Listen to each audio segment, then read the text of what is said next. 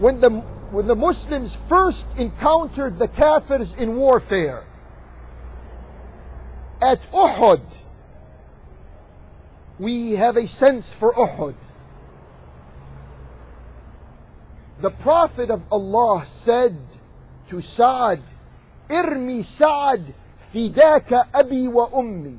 It is not known in Islamic literature and in the hadiths of the Prophet that the Prophet ever said fidaka abi wa ummi to anyone except to Sa'd.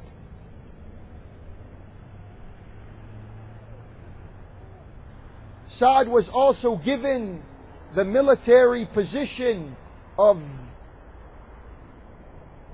being responsible for 30,000 Muslims in their war called Al-Qadisiyah against the Persian Empire. There was 100,000 on the other side. He was the one who dispatched Rab'i ibn Amir to Rustam, the king or the head honcho among the Persians, to try to defuse a war. This Sa'd goes up to Muwaiyah, and Muwaiyah, being who he is, now notice the two behaviors. Sa'd says to him, Assalamu alayka ya ayyuha al-malik.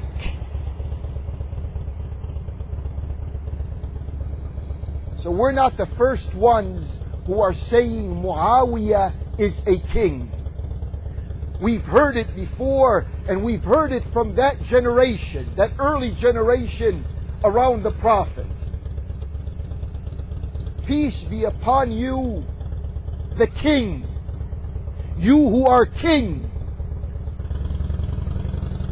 And with a smirk on his face, this is how the literature says, defines or describes Muawiyah.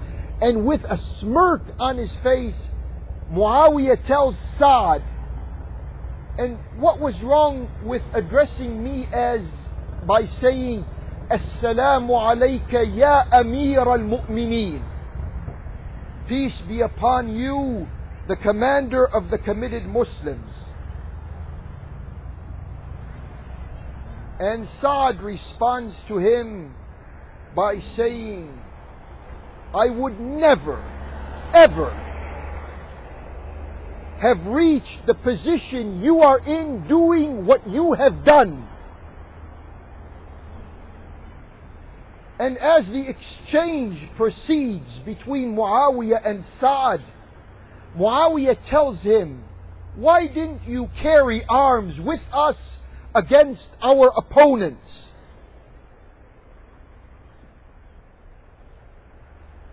And this is what Sa'd tells him. He said, I would not carry arms against a person who I heard Allah's Prophet describe and say to him the following words: أنت مني بمنزلة هارون من موسى إلا أنه لا نبي بعدي. Sa'd told King Muawiyah, I would never carry arms against a person who I heard the Prophet say to him the following. You, the Prophet is addressing Muawiyah's opponent, who is Al-Imam Ali ibn Abi Talib. He is telling him, you, in relationship to me, is like Harun in relationship to Musa, except there are no prophets that will come after me. In the middle of this history, when we want to recall it or recount it. The words of Allah are flooded by emotionalism, nationalism, sectarianism, tribalism, and ignorance. We are the ones who are going to have to take ourselves back to Allah and His Prophet. And when we look at these issues, to look at them, understanding Allah and His Prophet, إِنَّ أَكْرَمَكُمْ عِنْدَ اللَّهِ أَتْقَاكُمْ محمد رسول الله والذين معه أشداء على الكفار رحماء بينهم تراهم ركعا سجدا يبتغون فضلا من الله ورضوانا. أقول قولي هذا وأستغفر الله لي ولكم. ادعوه سبحانه وأنتم على يقين بالإجابة. ربنا ظلمنا أنفسنا وإن لم تغفر لنا وترحمنا لنكونن من الخاسرين. توبوا إلى الله متابا.